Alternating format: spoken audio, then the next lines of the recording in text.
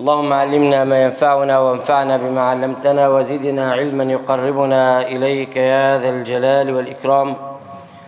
مع الدرس 17 من دروس الإيمان بعوالم الآخرة. تكلمنا في الدرس السابق عن حوض النبي صلى الله عليه وسلم وما جاء فيه من الأخبار الصحيحة. بعد مرحلة الحوض هنالك شيء سيمر علينا جميعا، الكل سيمر على هذا الموقف أو على هذا الشيء، ألا وهو العرض على الله قبل الصراط بعد العرض على الله. العرض على الله سبحانه وتعالى، العرض على الله سبحانه وتعالى كما أخبرنا ربنا سبحانه وتعالى: وعرضوا على ربك صفا، واقفين صفوف، الناس واقفة صفوف ويعرضون واحد واحد على الله. ما منكم من أحد إلا سيكلمه ربه ليس بينه وبينه ترجمان. فكأن أحد سأل رسول الله صلى الله عليه وسلم: كيف يا رسول الله ونحن على هذه الكثرة، كيف نرى ربنا، كيف نكلم ربنا؟ قال: هل تضامون، وفي رواية: هل تضارون في رؤية البدر ليلة التمام؟ قال: هكذا سترون ربكم. وعرضوا على ربك صفا لقد جئتمونا كما خلقناكم أول مرة، بلا لباس، بلا أوسمة، بلا مناصب، بلا نياشين، كما خلقناكم أول مرة. بل زعمتم، هاي الكفار، بل زعمتم أن لن نجعل لكم موعدا. أما المؤمنون هذا ما صدق الرحمن، هذا موعد وصدق المرسلون. المؤمن عرفان. هنيئا لأهل الصلاة يا جماعة، هنيئا للمؤمنين.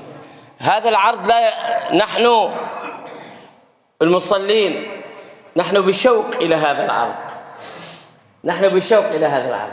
نحن كل يوم نخاطب الله سبحانه وتعالى 5 مرات، نقف بين يديه بالفرض بغض النظر عن الرواتب والنوافل، نقف بين يدي الله 5 مرات، نخاطبه ونكلمه ونقول له: إياك نعبد وإياك نستعين. ولذلك يوم القيامة المصلون يحشرون ووجوههم بيض، يوم تبيض وجوه وتسود وجوه. فأهل الصلاة لا يخشون العرض على الله، بل هو غاية الغايات. ذكرنا في درس سابق بدروسنا إنه لما سأل سليمان بن عبد الملك سأل سلمة بن دينار، قال له: كيف العرض على الله؟ قال: أما محسنهم فكالغريب يعود إلى أهله، هو مشتاق لرؤيتهم وأهله يشتاقون إليه. ونحن إن شاء الله، اللهم اجعلنا منهم يا رب، الله يشتاق لرؤيتنا ونحن نشتاق لرؤيته سبحانه وتعالى. أما العاصي والكافر والمنافق قال: فكالعبد الآبق يجر إلى سيده. كل واحد كرهان الثاني، هو كرهان يشوف سيده وسيده كرهانه. وكذلك سبحان الله هذا المثل دائما يحضرنا. روى الديلمي عن معاذ بن جبل رضي الله تعالى عنه أن النبي صلى الله عليه وسلم قال: إن الله تعالى ينادي يوم القيامة: يا عبادي إني أنا الله لا إله إلا أنا أرحم الراحمين. سبقت رحمته غضبه. قال: لكثرة ما يرى الناس يوم القيامة من رحمة الله حتى الشيطان يشرئب بعنقه ويقول: لعلي أن تبلغني رحمة الله. أنا أرحم الراحمين وأحكم الحاكمين وأسرع الحاسبين.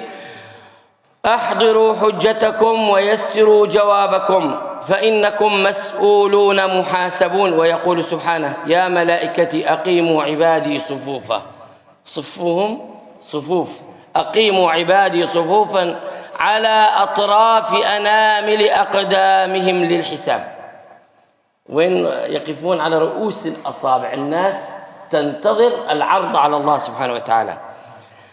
قال: وورد في الحديث جاء في حديث أبي موسى الأشعري رضي الله تعالى عنه من حديث النبي عليه الصلاة والسلام قال: يعرض الناس يوم القيامة 3 عرضات على الله. قال: فأما عرضتان فجدال ومعاذير. شوف الإنسان لك حتى يجادل الله. قال بعض مرات نقول والله فلان يجادل كذا. الناس يوم القيامة يجادل رب العالمين، يجادلون الله سبحانه وتعالى. فجدال ومعاذير. وأما الثالثة فعند ذلك تطير الصحف في الأيدي فآخذ بيمينه وآخذ بشماله. قال: فأما في العرضة الأولى يدافعون عن أنفسهم، ينكرون. الإنسان هيك طبعه، إن الإنسان لكنود ينكر، فيقولون: يا ربنا ما جاءنا من نذير.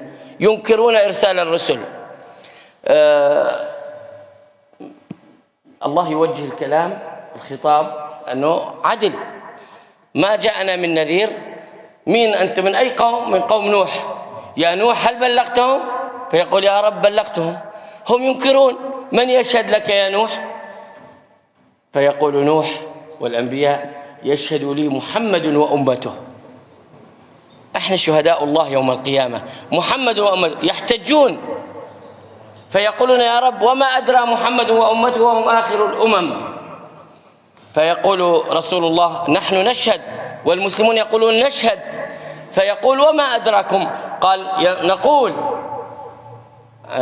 لقد جاءنا رسولنا صلى الله عليه وسلم وقرأنا في القرآن أن نوحا بلغ قومه، وأن هود بلغ قومه، وأن صالح بلغ قومه، وأن موسى بلغ قومه. من أين عرفتم ذلك؟ من كتاب الله. ومن أصدق من الله حديثا، ومن أصدق من الله قيلا. فكيف إذا جئنا، هنا قول الله سبحانه وتعالى: فكيف إذا جئنا من كل أمة بشهيد وجئنا بك على هؤلاء شهيدا. فرسول الله شهيد وأمته شهداء على الأمم للأنبياء عليهم الصلاة والسلام يوم القيامة. اللهم استر وجوهنا يوم العرض عليك يا رب العالمين. وصلى الله على نبينا محمد وعلى آله وصحبه وسلم، والحمد لله رب العالمين.